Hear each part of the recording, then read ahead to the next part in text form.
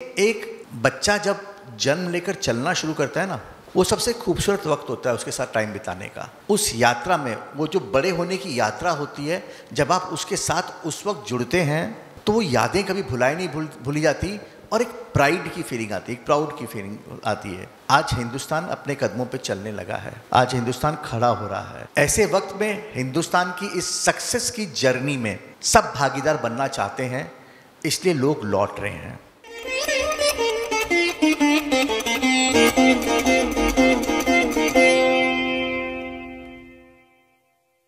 नमस्कार सभी को। आप लोग हमारे सत्र की शुरुआत करते हैं जिसका नाम है भारतीय फिल्म उद्योग में भारत का विचार। जैसा कि हम सब जानते हैं, आज हमारे साथ में रघुवीर जी मौजूद हैं, तो आपसे मैं चर्चा शुरू करना चाहूँगा और इस तरीके से कहना चाहूँगा कि लेखक वो है जिसे कोरा कागज़ मिलता है, बाकी चाहे एक्टर हो चाहे डायरेक्टर हो, सबका कुछ ना कुछ लिखा हुआ मिलता है। और जब कुछ बन जाता है, फिल्म या कुछ भी प्रोडक्ट बन जाता है, उसके बाद जो पन्ना मिलता है उस पर भी सबसे कम अमाउंट लिखा हुआ होता है, वो भी राइटर को ही मिलता है।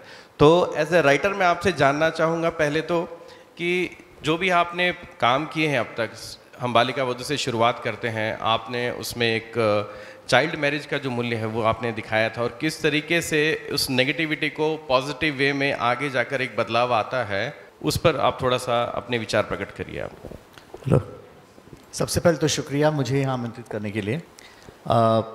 बहुत अच्छा लगा कि आप लोगों के बीच में हो, क्योंकि मुंबई में जो कुछ भी होता है वो अपनी जगह पर है, लेकिन अपनों के बीच आकर बैठने का मतलब कुछ और होता है। अब आपके सवाल का जवाब, जब लिखना शुरू किया था तब राजस्थान से जुड़े हुए बहुत विषय नहीं उठ रहे थे, और क्योंकि मैं यहाँ से हूँ, मुझे यहाँ का कल्चर पता है, मुझे यहाँ की अच्छाइयाँ भी पता है और जो कुछ कमियाँ हैं वो भी पता है। तो बहुत इम्पॉर्टेंट था कि राजस्थानी कल्चर से, राजस्थानी लोगों से, राजस्थानी समाज से लोगों को परिचित कराया जाए, क्योंकि राजस्थान के नाम पे जो परोसा जा रहा था वो बहुत झूठा था, बहुत फेक था। तो कोशिश 7 फेरे से की, 7 फेरे में भी राजस्थानी बैकड्रॉप था, लेकिन बालिका वधू जो था वो पूरी तरह से राजस्थानी रंग में रंगा हुआ था। और हमें एक बात समझ में आई थी कि अगर हम बड़ों की दुनिया से कुछ कहना चाहेंगे तो शायद उस पर विवाद उठेगा, ये सही है, ये गलत है, सवाल उठेंगे, क्वेश्चंस उठेंगे और लोग समझेंगे नहीं समझेंगे पता नहीं। लेकिन अगर एक बच्ची के पॉइंट ऑफ व्यू से कहा जाए, क्योंकि बच्चे निर्दोष होते हैं, बच्चे मासूम होते हैं और बच्चे वो सवाल कर जाते हैं जो सवाल बड़े नहीं करने की हिम्मत करते हैं, तो इसलिए हमने बालिका वधू शो की कल्पना की और बालिका वधू में पूरी कहानी जो कही, वो जो आनंदी कैरेक्टर थी, आनंदी कैरेक्टर के थ्रू कहने की कोशिश की। आप लोगों को एक इंटरेस्टिंग बात बताता हूँ कि शुरुआत में हम आनंदी को 1 महीना ही प्ले करना चाहते थे।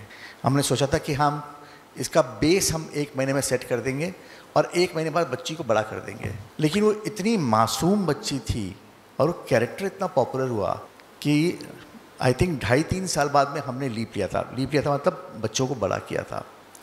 तो थॉट वही है कि एक कमी थी जिसे हमने दूर करने की कोशिश की। मैं ये नहीं कहूँगा कि हम पूरी तरह से सफल हुए, क्योंकि उसमें बहुत सारे फैक्टर्स होते हैं, लेकिन बालिका वधू में सबसे बड़ी चीज़, सबसे बड़ा इनाम पैसों के अलावा जो मुझे मिला वो था कि हमें चिट्ठियाँ आती थी कि हमने अपनी बच्ची की शादी टाल दी है सीरियल देखने के बाद। वो जो चिट्ठियाँ थी ना,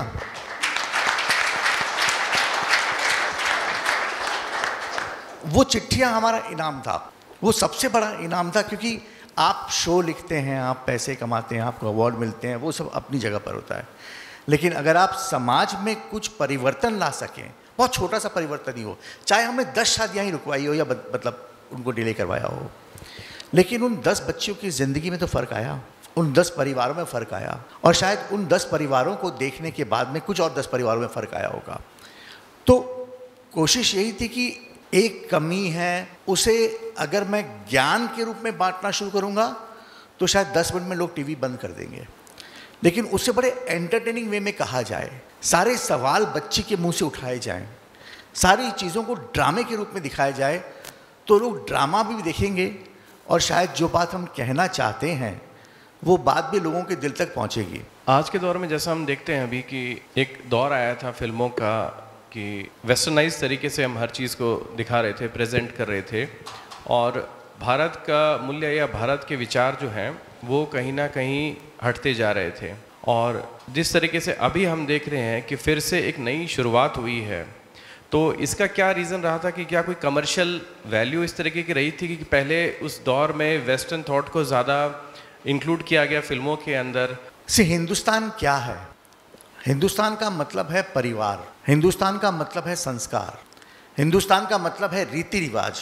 हमने पश्चिम की तरफ देखना शुरू किया, लेकिन पश्चिम क्या है? पश्चिम में तो सूरज ढलता है, अंधेरा होता है। यहाँ तो सूरज उगता है, रोशनी फैलती है। तो यहाँ रोशनी है और हम उस रोशनी को भूलकर अंधेरों की तरफ भाग रहे थे।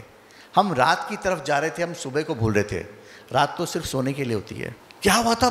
बॉलीवुड में एक ऐसी खेप आई यंग डायरेक्टर्स की, यंग मेकर्स की, जो कहानी तो नहीं कहना चाहते थे, लेकिन उस कहानी को रंग देना चाहते थे हॉलीवुड का, क्योंकि वो compete करना चाहते थे, वो प्रतियोगिता करना चाहते थे हॉलीवुड के साथ में। हुआ ये कि हॉलीवुड के वो कॉपी करते करते हम हिंदुस्तानी कल्चर भूलते चले गए, हिंदुस्तानी फिल्में भूलते चले गए, अपनी कहानी कहने का तरीका भूलते चले गए। मतलब कुछ ऐसी फिल्में भी आने लगी जिनमें ना म्यूज़िक था, ना संगीत, ना गाने थे, कुछ नहीं था, क्योंकि हॉलीवुड में नहीं होता तो हम भी नहीं करेंगे। और क्योंकि मैं उस इंडस्ट्री को बिलोंग करता हूँ, तो जब हम बैठते थे साथ में डिस्कशंस में स्टोरीज़ बनाते थे, मैंने कई फिल्में की है, तो समझ में आता था कि यहाँ पानी कुछ और चढ़ा हुआ है। और नतीजा ये निकला कि सिनेमा हॉल में लोगों का आना बंद हो गया। लेकिन अब फिल्में आई गदर, और गदर ने गदर मचाया है। सिर्फ इसलिए मचाया है क्योंकि गदर पूरी तरह से हिंदुस्तानी फिल्म है। या अभी वो रॉकी रानी की प्रेम कहानी, जो भी नाम है उसका, अगेन उसमें फैमिली वैल्यूज़ को दिखाया है, अगेन उसमें हिंदुस्तानियत को दिखाया है। आप उस चीज़ को देखेंगे जिससे आप रिलेट करते हैं। मतलब मेरे घर में भी ये झगड़ा होता है तो मुझे वो झगड़ा समझ में आएगा, या मेरे घर में भी ये रिश्ते होते हैं तो मुझे वो रिश्ते समझ में आएंगे। मेरे घर में कुछ होता ही नहीं और मैं देख रहा हूँ सिर्फ, तो मुझे समझ में नहीं आएगा। तो समझ नहीं आएगा तो हिट नहीं होगा। सीधी सी बात ये थी। हम अपनी जड़ें भूल रहे थे, और जड़ें भूलकर हम एक नया पौधा लगाने की कोशिश कर रहे थे, लेकिन बिना जड़ों के तो पौधा लग ही नहीं सकता। और इसलिए हम फेल हो रहे थे बॉलीवुड में। हमने अपना कल्चर भूलना शुरू किया था। हिंदुस्तान की जहाँ तक हम अगर बात करें कि हिंदुस्तान का विचार, तो कुछ फिल्में जैसे सावरकर हुई, मंगल पांडे, भगत सिंह, और एक तौर पे अगर हम पीके को भी उस कैटेगरी में रखें, तो आपके हिसाब से ज़्यादा हिंदुस्तान का विचार जो है इनमें से, इन फिल्मों में से किस में ज़्यादा अच्छे से प्रदर्शित किया गया है, या फिर आपके अकॉर्डिंग इनमें से ऐसी कौन सी मूवी है जो ट्रूली भारत का विचार प्रकट करती है? क्योंकि पीके में दोनों बातें हैं। पीके में हमारा कुछ इंडियन कल्चर के बारे में बताया भी गया है, तो साथ साथ में मजाक भी उड़ाया गया है उसका। और तो क्या कुछ कमर्शियल वायबिलिटी है इसके कारण ऐसा कुछ किया जाता है? मुझे लगता है कि कमर्शियल वायबिलिटी से इसका कोई लेना देना है। क्योंकि क्या होता है, जब हम पीके जैसी फिल्में बनाते हैं, या जब हम ऐसी फिल्में बनाते हैं जिनमें हिंदू धर्म का मजाक उड़ाया जा रहा हो, या किसी भी धर्म का मजाक उड़ाया जा रहा हो, उस वक्त बनाने वाले की मंशा, एक ग्रुप है, उनकी मंशा ये रहती है कि हम ये दिखा पाएँ कि हम कितने सेक्युलर हैं, हम कितने निष्पक्ष हैं, जो हम धर्म का मजाक उड़ा सकते हैं, जो भी है। ये करते वक्त वो ये भूल जाते हैं कि वो जिस चीज़ का मजाक उड़ा रहे हैं वो इस देश की जान है, वो इस देश की संस्कृति है। आप जिस चीज़ का मजाक उड़ा रहे हैं वो भावनाएं हैं हमारी। तो जब वो वहाँ मजाक उड़ाना शुरू करते हैं तो उसके बाद परिणाम भी उसके सामने आते हैं। मेरे लिए आज के दौर में स्पेशली जब हम नेशनलिज्म की बात कर रहे हैं, जब हर हिंदुस्तानी वंदे मातरम गाना चाहता है, या जब इंडिया पाकिस्तान का मैच होता है तो हमारे खून में उबाल आता है, और जब वंदे मातरम बजता है वहाँ पे तो हम लोग खुश होते हैं, या कोई भी देशभक्ति का गाना बजता है, तो कंपैरेटिवली नेशनलिज्म आज ज़ोरों पे है। आज हम नेशनलिज्म का मतलब समझ रहे हैं। तो मेरे लिए इम्पॉर्टेंट ये है कि मजाक उड़ाए बिना, मैंने बालिका वधू में किसी का मजाक नहीं उड़ाया था, मजाक उड़ाए बिना अगर आप हमें अपनी कमी बताएंगे तो हम सुनेंगे। अगर मैं आपको कहूँ अबे जा, आप शायद नहीं सुनेंगे, लेकिन मैं आपको कहूँ एक बात सुनना, ये बात है यार, तो शायद आप सुनेंगे और समझने की कोशिश करेंगे। तो मुझे लगता नहीं है कि वहाँ इंटेंशन जो था वो सिर्फ कमर्शियल था। वो कमर्शियल के साथ साथ में वो एक सोच है, वो एक सोच है अपने आप को बड़ा दिखाने की, वो एक सोच है अपने आप को सेक्युलर दिखाने की, वो एक सोच है अपने आप को बहुत इवॉल्व दिखाने की। वो एवोल्यूशन नहीं है। एवोल्यूशन और पेशेंस होता है जब आप किसी के धर्म का सम्मान करते हैं, जब आप फीलिंग्स को समझते हैं। इवॉल्व इंसान वो होता है जो सबकी इज्जत करना जानता है। जो मजाक उड़ाएगा वो एक पल के लिए हंस लेंगे आप, लेकिन कहीं वो मजाक को चुभ रहा है तो शायद आपको बुरा लगेगा। जैसा कि हम देख रहे हैं कि नैरेटिव आजकल बहुत ज़ोर देकर सेट किया जा रहा है कि सेक्युलर हैं हम, और तो क्या इतना डिफ़िकल्ट है कि अच्छा कंटेंट लोगों के सामने बनाकर देना कि लोग बहुत मुश्किल से जैसा वो चाहते हैं, खुद के विचारों का जैसा वो चाहते हैं, उस तरीके का कंटेंट आसानी से बनाकर और आसानी से पब्लिश या फिर उसको टेलीकास्ट आसानी से किया जाए? लेकिन हैरानी मुझे इस बात की होती है कि आज से कुछ साल पहले इंटॉलरेंस कहीं ज़्यादा था। अगर आप हिंदू धर्म की बात करते हैं तो आप गलत हैं। अगर आप हिंदू धर्म के ऊपर या भगत सिंह के ऊपर फिल्म बनाते हैं तो आप उतने बड़े फिल्मकार नहीं हैं। आप किसी और की कहानी कहना चाहते हैं तो लोग सुनते नहीं थे। लेकिन आज की तारीख में आपने वो कहानियाँ कहनी शुरू की है। आज आप हिंदू धर्म के ऊपर, आज आप कश्मीर के ऊपर, आज आप केरला के ऊपर फिल्में बना रहे हैं। और अगर वो फिल्में सिर्फ इंटेलेक्चुअल होती तो फ्लॉप होती। क्यों कश्मीर फाइल्स चली, क्यों केरला फाइल्स चली? ये फिल्में इसलिए चली है क्योंकि कहीं ना कहीं ये लोगों को सच्चाई दिखा रही है जी। और ये वो सच्चाई जो पहले कहना मुश्किल था और आज मेरे ख्याल से कहना ज़्यादा आसान है। हाँ, रेस्ट्रिक्शंस होते हैं, पर वो रेस्ट्रिक्शंस हर दौर में रहे हैं। वो फिल्मों पे भी रहे हैं, वो किताबों पे भी रहे हैं। ऐसा कब था जब इस देश में किताबों पे बैन नहीं लगता था? बहुत सारी किताबें, बहुत सारे लेखक, बहुत सारे सिंगर्स, सब पे बैन लगा है। चाहे हमको इतिहास पता हो ना पता हो, जो यंग जनरेशन है आज की, वो जाके जाने कि ये पिछले 8-10 सालों में नहीं हुआ है जब आपको इंटॉलरेंस शब्द, पिछले 8-10 सालों में इंटॉलरेंस शब्द सुनाई दिया गया है। लेकिन इंटॉलरेंस तो बहुत पहले से था, जिसे स्वीकारा नहीं जाता था, दबा दिया जाता था। तो आज तो हम जानने लगे हैं, आज तो मौका है हमारे सामने। आज हम खुल के बात कर लेते हैं। जब हम बात करते हैं सब्जेक्ट उठाने की, तो हम बोलते हैं यार उस सब्जेक्ट पर बनाएं। कोई नहीं बोलता हमको कि आप उस पर बना नहीं सकते, आप इस पर नहीं बना सकते। हाँ, इतना ज़रूर बोलते हैं कि सबकी फीलिंग्स का ख्याल रखा जाए। जी। जिस तरीके से स्वदेश का जो कॉन्सेप्ट था कि कैरेक्टर जो शाहरुख खान ने प्ले किया है कि वो वापस भारत आता है और भारत के लिए या अपने गांव शहर के लिए काम करता है, तो आप क्या सोचते हैं, क्या ये अभी फ़िलहाल सबसे अच्छा टाइम है सिनेमा उद्योग के माध्यम से कि जो लोग बाहर हैं या लोग यहाँ भी जो भी हैं, क्या ये सबसे अच्छा समय है फिल्म उद्योग के लिए भी कि भारत में रहकर भारत के विचार पर अगर कोई फिल्म बनाए या कोई टीवी बनाए, तो क्या ये अभी सबसे अच्छा समय है ये करने के लिए? आपको हैरानी होगी, 3-4 बड़े प्रोड्यूसर्स जो हॉलीवुड में इंडियन प्रोड्यूसर्स जो थे, जो काम करते थे जी, वो हिंदुस्तान लौटे हैं। एक के साथ तो मैं एक फिल्म ऑलरेडी लिख रहा हूँ। ये बड़े प्रोडक्शन हाउस थे जो फाइनेंसिंग भी करते थे, डिस्ट्रीब्यूशन भी करते थे वहाँ पे, और हिंदुस्तानी थे। और उनका ये कहना है कि हमने कभी नहीं सोचा था कि हम हिंदुस्तान जाकर फिल्म बनाने की सोचेंगे, और आज वो लौटे हैं। इससे बेहतर वक्त नहीं हो सकता। देखिए, एक बच्चा जब जन्म लेकर चलना शुरू करता है ना, वो सबसे खूबसूरत वक्त होता है उसके साथ टाइम बिताने का। उस यात्रा में, वो जो बड़े होने की यात्रा होती है, जब आप उसके साथ उस वक्त जुड़ते हैं तो वो यादें कभी भूली जाती, और एक प्राइड की फीलिंग आती है, एक प्राउड की फीलिंग आती है। आज हिंदुस्तान अपने कदमों पे चलने लगा है, आज हिंदुस्तान खड़ा हो रहा है। ऐसे वक्त में हिंदुस्तान की इस सक्सेस की जर्नी में सब भागीदार बनना चाहते हैं, इसलिए लोग लौट रहे हैं। मैं मुंबई में हूँ, इकोनॉमिक कैपिटल है हिंदुस्तान का, तो मुझे ज़्यादा पता है कि वहाँ इकोनॉमिकली क्या चेंजेस हो रहे हैं। आप भी जैसे यहाँ राजस्थान से आप बिलोंग करते हैं, तो मेरा ये कहना है कि हमारे यहाँ स्पेशली राजस्थान में वीरों की कमी नहीं है और ना ही वीरों की कहानियों की कोई कमी है। लेकिन फिर भी अब तक अगर हम गौर करें तो बामुश्किल कुछ चंद फिल्में ही या कुछ चंद प्रोजेक्ट्स ही ऐसे बन पाए हैं जिसमें उन्हें कुछ दिखाया गया है, और अभी भी ऐसा बहुत लंबी फहरिस्त बाकी है जिस पर ना तो कुछ बना अब तक। तो आपको क्या लगता है, इस तरीके का कंटेंट कम क्यों बनाया जाता है? एक बहुत ख़राब लाइन बोलूँगा कि जो दिखता है वो बिकता है।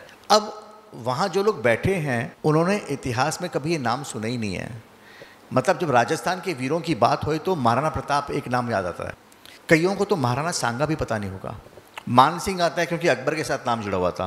तो लोगों को नाम ही पता नहीं है तो क्या कहानी देखेंगे वो। तो बहुत और ये हमारा ये विडंबना है, ये हमारे साथ त्रासदी है, ये हमारे साथ बुरा हुआ है कि हमारे इतिहासकारों ने, और उसके बाद जब हमारे स्कूल्स खुले आज़ादी के बाद, उसके बाद 3-4 ही नाम पढ़ाए गए हमको। अकबर पढ़ाया गया, गांधी जी पढ़ाए गए, नेहरू पढ़ाए गए और कहीं रानी लक्ष्मीबाई पढ़ाई गई। अफसोस इस बात का है कि हमारे कल्चर में और राजस्थानी कल्चर में इतने वीर हुए हैं, उनमें से आधों के बारे में आपको भी पता नहीं होगा क्योंकि आपको भी पढ़ाया नहीं गया है। आज की यंग जनरेशन के पास किताबों में उनका वर्णन ही नहीं है और किताबें पढ़ते नहीं हैं, मतलब अगर कुछ किताबों में, बाहर किताबों में जाके पढ़ना चाहें तो इसलिए जब मैं बेचने जाता हूँ वो कहानियाँ, तो उनको पता नहीं होता है। वो सिर्फ क्योंकि आज मेरा एक्सपीरियंस है एक और एक थोड़ा नाम है तो वो मेरी कहानी सुनने के लिए तैयार हो जाते हैं। लेकिन मेरा आप लोगों से वादा है कि आने वाले वक्त में, क्योंकि मैं लेखक के साथ साथ मैं प्रोड्यूसर भी बन गया हूँ, तो मैं शोज़ प्रोड्यूस भी कर रहा हूँ। आने वाले वक्त में इस माटी के वो वीर जिनकी कहानियाँ लोगों तक नहीं पहुँची है, उनकी कहानियाँ आप लोग देख पाएंगे।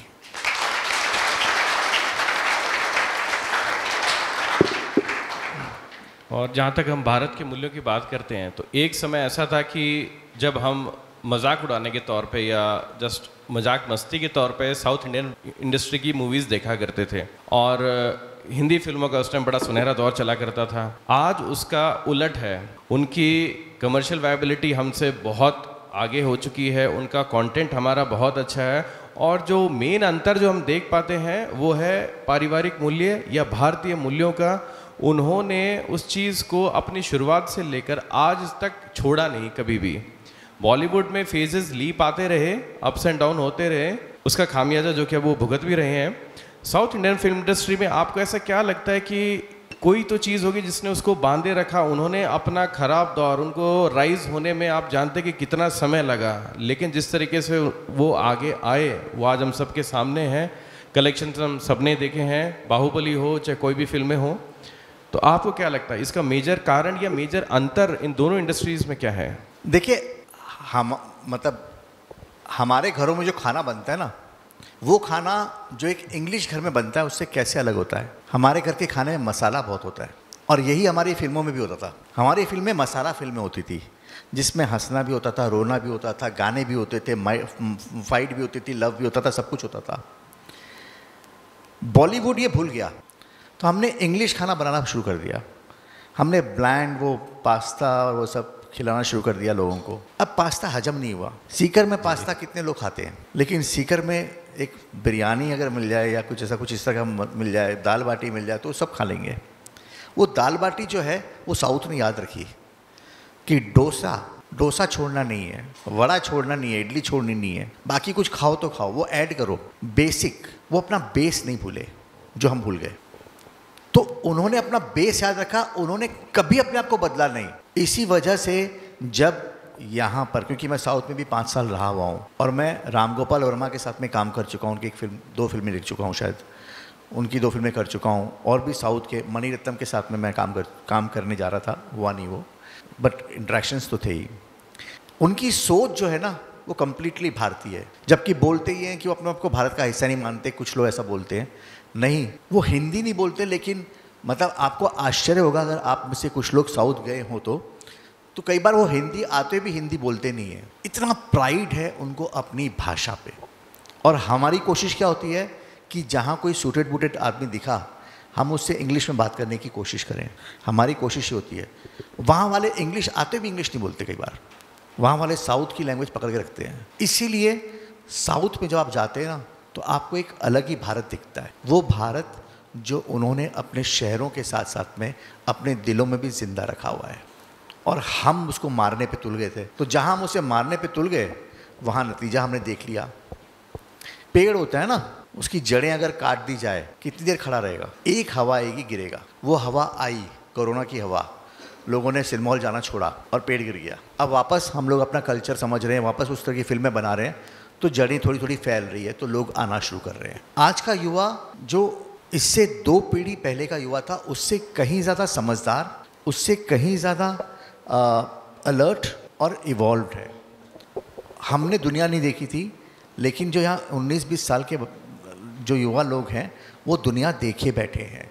उनके पास में नेट है, उनके पास में नेटफ्लिक्स है, उनके पास में अमेज़ॉन है, जिसमें अगर इंडियन सीरीज़ ना आए तो वेस्टर्न सीरीज़ आ जाएगी। ऐसे में आप टीवी लॉक नहीं कर सकते, आप उनके मोबाइल लॉक नहीं कर सकते, आप उनके कंप्यूटर्स लॉक नहीं कर सकते। वो लॉक आपको अपने संस्कारों से लगाना पड़ेगा, वो लॉक आपको अपनी शिक्षा से लगाना पड़ेगा, वो लॉक आज के युवाओं को अपनी समझ से लगाना पड़ेगा। आज का युवा जो चीज़ हमको 20 साल की उम्र में समझ में आती थी वो उनको 13 साल की उम्र में समझ में आती है।